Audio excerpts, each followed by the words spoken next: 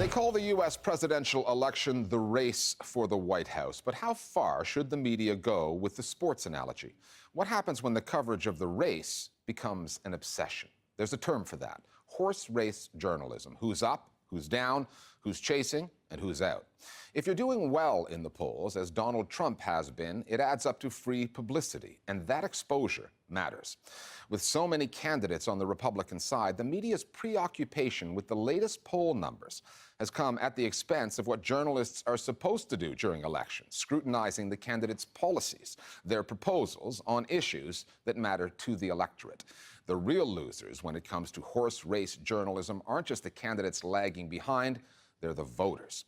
The Listening Post's Will Yong now on American presidential politics, the polls, and the news outlets that would rather crunch the numbers than do the journalism.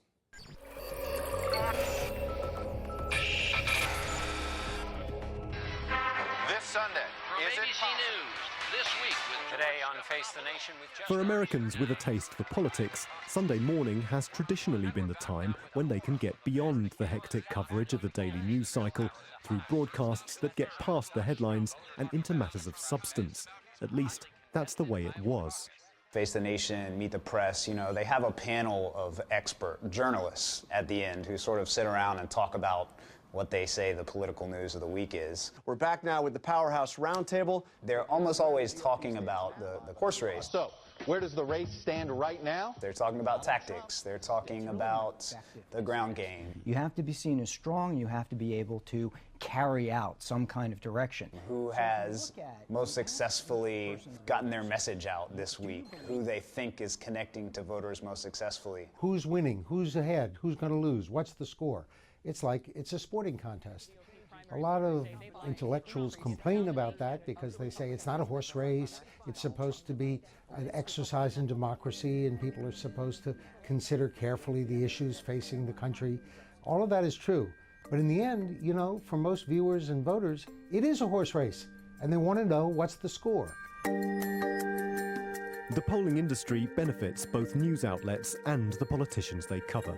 News channels get fresh data they can chew on for hours.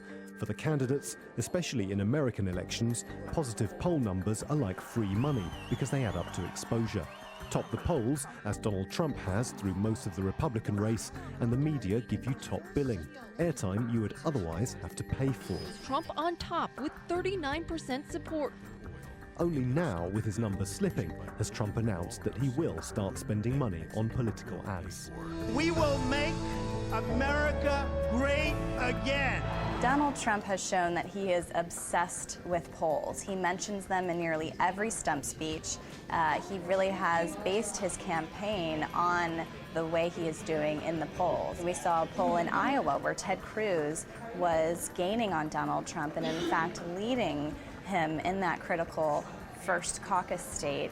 And then Donald Trump figured out a way to get back into the center of attention. For a total and complete shutdown of Muslims. And so I do think the proposal to ban Muslims from entering the United States was in part a reaction to the polls. Donald Trump is the best example of someone who's incredibly gifted at getting free media coverage, but that applies to all campaigns across the board. Anytime you see a politician pulling off or trying to pull off a stunt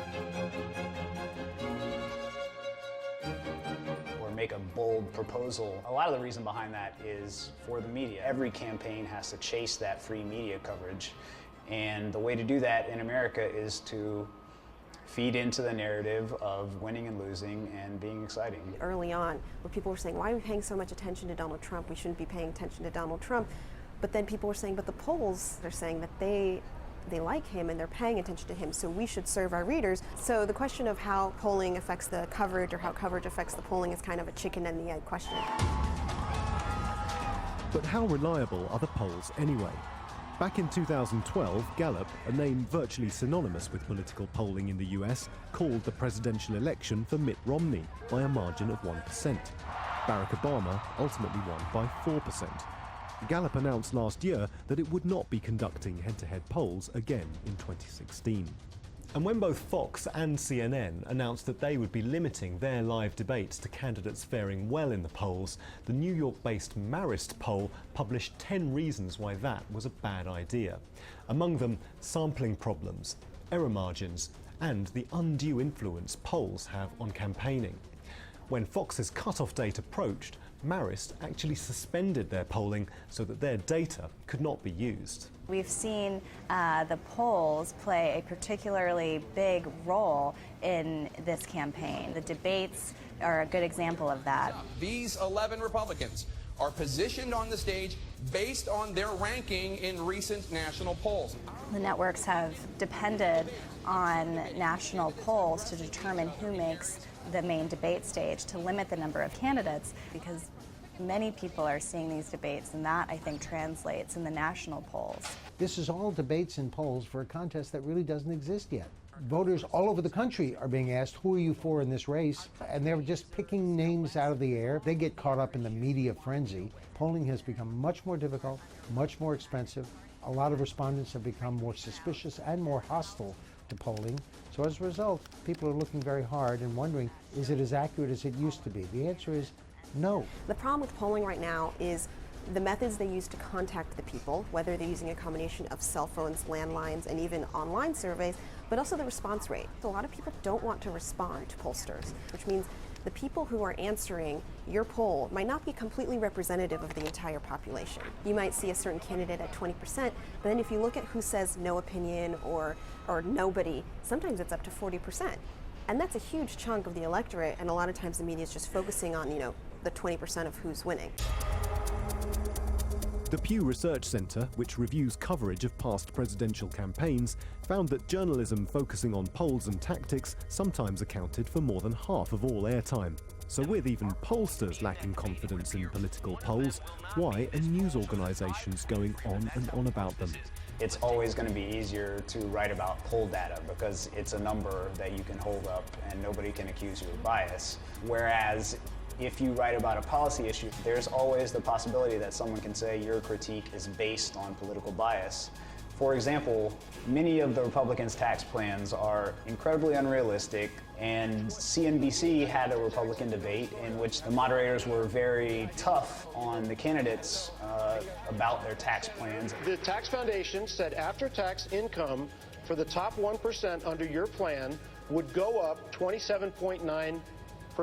The response to that was not only that the candidates themselves attacked the moderators, the rest of the media also attacked the moderators and said, wow, CNBC blew this debate, they did a horrible job. And the reason they did a horrible job apparently was because they asked tough policy questions and were then accused of bias.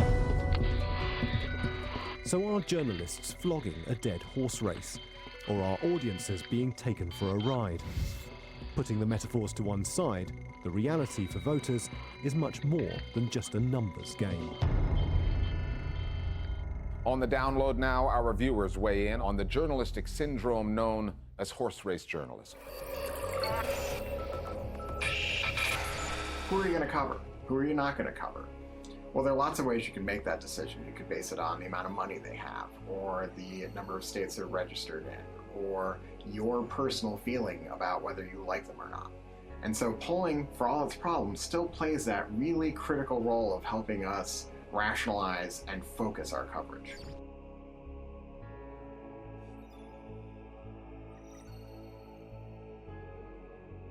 I think polling has been particularly pernicious in this presidential campaign because national polls taken many months before average voters are really paying much attention have been used to determine who gets to participate in televised debates, where they stand on stage, and even how many questions candidates get asked. And I think that this has had a pretty negative effect on our public discourse.